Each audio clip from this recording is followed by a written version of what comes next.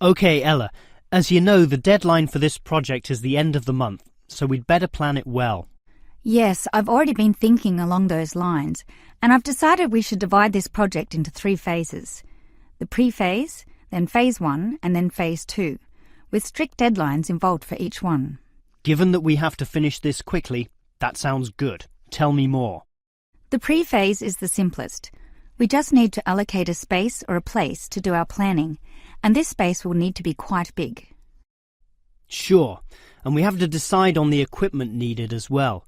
Remember the last project when we didn't have enough projectors to present our ideas? We lost lots of time there. Yes, that was a bad start.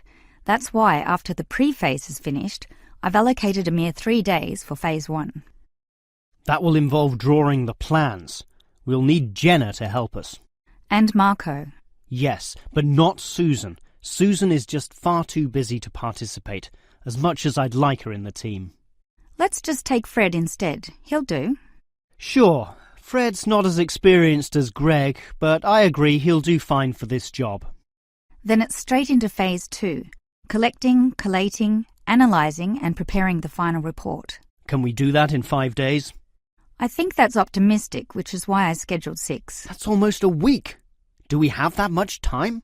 We do, and with the right people, 6 days should see the job done. Who are the people for this phase? Arthur and Rob, right? No, Arthur's got other things to do, and Rob's on leave, so Mike alone will be the main man on this part. He's done it before, so it should be fine. But he may need some help with the smaller tasks, someone who is good with detail and procedures. Peter's not free at the moment, so I can arrange Leo to chip in some time and advice. Leo's very useful, particularly under pressure. And that's everything sorted. Well done, Ella. This report should certainly be ready in time. Okay, Ella, you've done a good job with the basic time frame of this project, but what about specifics? What sort of specifics? Well, things like information gathering. Are we going to use questionnaires like we did last time? I was thinking of using the internet to ask people to give their views, but you often get such silly responses when you do that. I'm of the view that the best way to find out things is to ask people directly, so that's what we'll do. Okay, but that will take longer. We'll probably even have to do some of the work at home. No, I don't think so, as long as we stay back at work for some after-hours meetings. Well, that's better than coming in early. No one functions well in the morning. Also, the final report will need at least 2 appendices. Not only that, we'll have to attach a small booklet to the end, containing printouts of the relevant parts from all the foreign websites we accessed. That will take even more time. Are you sure we can meet this deadline? Yep, I've worked it all out, and I'm confident we can do it. Phase 1 should be finished by the 5th, leaving Phase 2 to begin about the 8th or 9th. Now, there's a public holiday on the 10th, meaning that everything should be able to be submitted on the 15th. And after that, we can relax and celebrate on the 25th when the design division gives us approval to go ahead. Ha! You're assuming that the design division will approve this, and that's not guaranteed at all. Oh, come on, Marcus, be positive.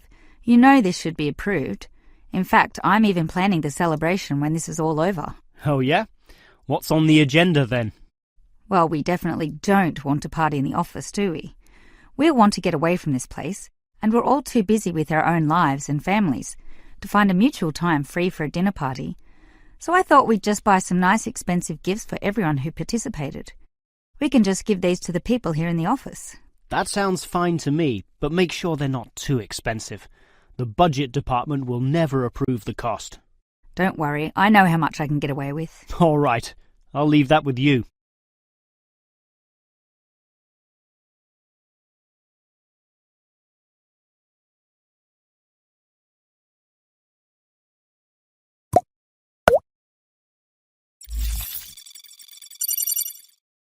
Hello there.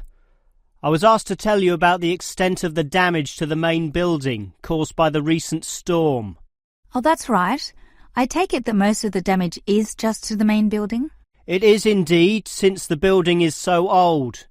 However, luckily, the damage is minor, and all of it can be fixed in 1 day, given that we have 5 people in our team. What will you be doing first? I understand you start at 8 in the morning. That's right.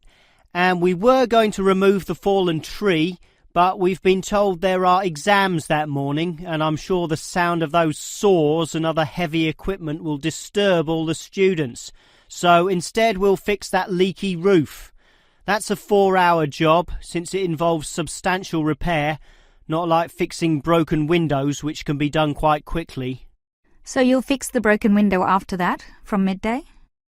We could do that, but since we'll be working in the ceiling, it's more logical to get rid of those birds' nests there. It's a small job, but will require crawling inside the ceiling cavity, which is not an easy exercise, so that will take about an hour. But this is good, since by that time the exams should be over, and we can address that tree which has been blown over, after our 1-hour lunch break, of course. It will be quite noisy dealing with that, but it will be finished by 3 o'clock. Some of our staff will then leave to fix things on another site. An office nearby needs a new window. But 2 of us, including myself, will remain here to paint over that discoloured patch of wall in your office. Oh good, it looks so horrible at the moment. Well, we'll certainly make it look good once again. And in the last hour of our working day, we'll fix up that problem with the wiring. Apparently the power doesn't go to one of the classrooms. Probably some water has gotten into the fuse box, so we'll just change a few wires and clean up the moisture, and it should be fine.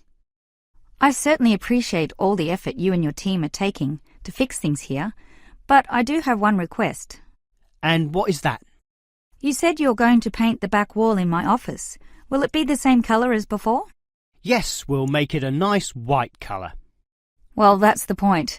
I'd prefer it to be yellow to match the furniture.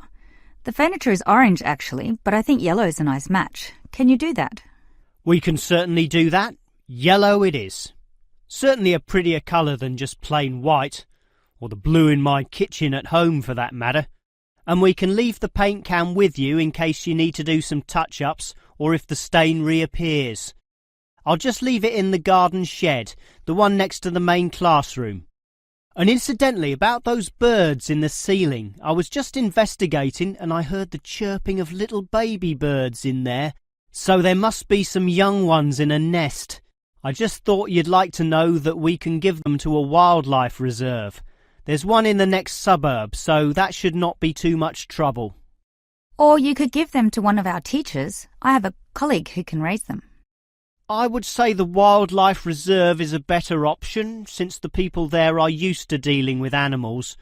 And as for that fallen tree, we'll cut it up into small pieces, and that can be firewood in my house, so that won't be wasted either, although the smoke will cause some pollution. But I have a special licence for my fireplace, so no one can object to that. I've noticed also that the university has a garden bin for the smaller items, leaves and sticks and bark and so on. So we can dispose of material in that also. You do have some waste piles out the back, but a proper garden bin means that the material will be recycled, and that's better for the environment, so you can rest assured we will use that.